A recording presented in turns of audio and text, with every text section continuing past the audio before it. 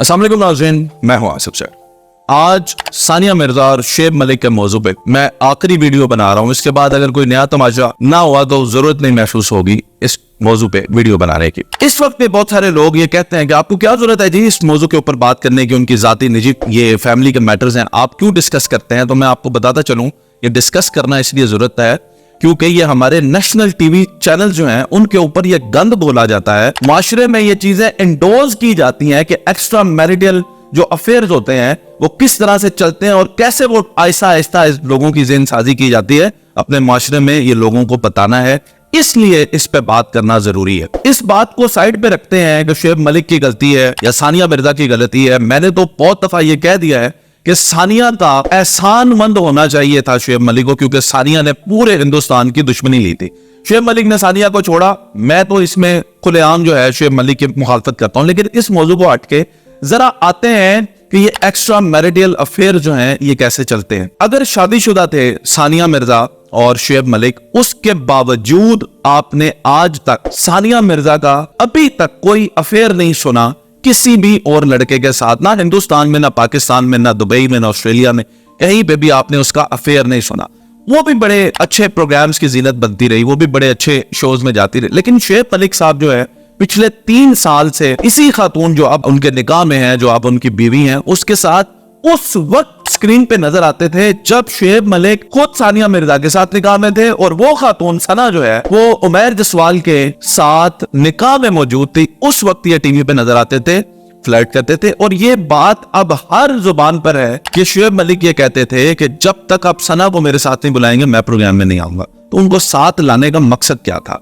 साथ लाने का मकसद यही था कि वो अपने इस एक्स्ट्रा मैरिटल अफेयर को, अच्छा फिर आप मुझे एक बात बताएं कि मेरे अगर प्रोग्राम में शुएब मलिक मुझे ये कहते हैं कि सना को मेरे साथ, तो मुझे नहीं पता कि इनका कुछ चल रहा है और मैं फिर भी उनको बुला रहा हूं, तो मुझे ये बताएं, ये एंकर्स की जिम्मेदारी बनती है कि उस वक्त ये चीज देखें कि जिसका जो कपल है वो उसके साथ बुला लें। आप एक बंदे को उसके साथ बुलाते हैं जो उसका कपल नहीं है, 2 अलग अलग जोड़ियों को जानबूझकर बुलाते हैं। क्यों बुलाते हैं इसकी मैं आपको रीजन देता हूं। भाई अगर आप मुझे एक बात बताएं, अगर उमैर जसवाल और सना ही आ जाए प्रोग्राम के अंदर तो क्या इसमें करंट क्या है? लोग क्यों देखेंगे?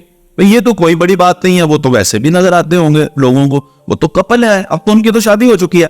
असल तो मजा और स्पाइस और लोगों के देखने की चीज और फिर कमेंट्स करने की चीज और फिर गॉसिप करने की चीज तो ये है सना नजर आए शुएब मलिक के साथ या शुएब मलिक नजर आए किसी और लड़की के साथ जो उसके निकाह में नहीं है, तो फिर इस पे तो डिस्कशन होगी कि ये देखें ये तो लोग तो आपस में बड़ा फ्लर्ट कर रहे हैं, ये तो बड़ी खुली बात कर रहे हैं। फिर इससे क्या होता है कि रेटिंग अप जाती है, इससे क्या होता है कि डिस्कशंस होती हैं और आपका कंटेंट जो है बेहतर दिखता है।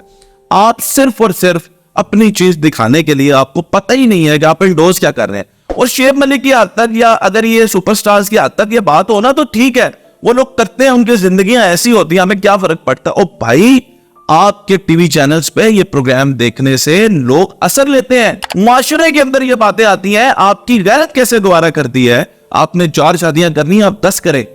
जहां तक इस्लाम आपको इजाजत देता है 4 शादियों की आप करें। लेकिन सवाल मैं ये पूछना चाहता हूं, मैं खुद एक मर्द हूं, शादीशुदा हूं, सवाल पूछना चाहता हूं तमाम मर्दों से कि आपको अल्लाह ने औलाद भी दे दी, आपको अल्लाह ने बीवी भी दे दी, एक बीवी के साथ होते हुए आप किसी दूसरी औरत की तरफ कैसे देख सकते हैं, कैसे उसके साथ फ्लर्ट कर सकते हैं? और जब वो आपके निकाह में आएगी तो वो तो अब 3 साल गुजर गए, तो 3 साल पहले से आप क्या कर रहे थे?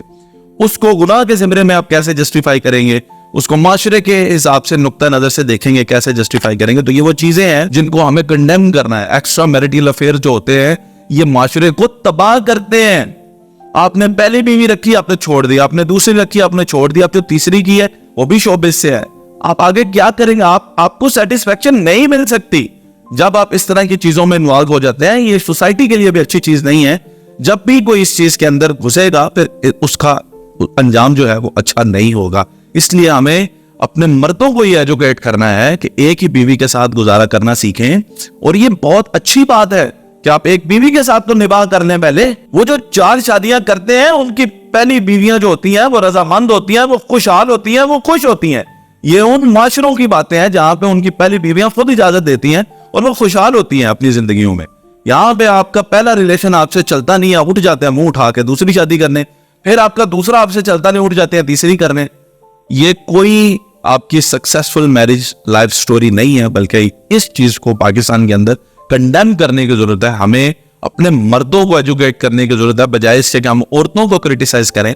मर्दों को एजुकेट करना है कि जरूरी नहीं है कि आप जगह जगह मुंह मारें, आप एक ही इंसान के साथ भी जिंदगी गुजारे तो इसमें भी आप बावकार जिंदगी गुजार सकते हैं।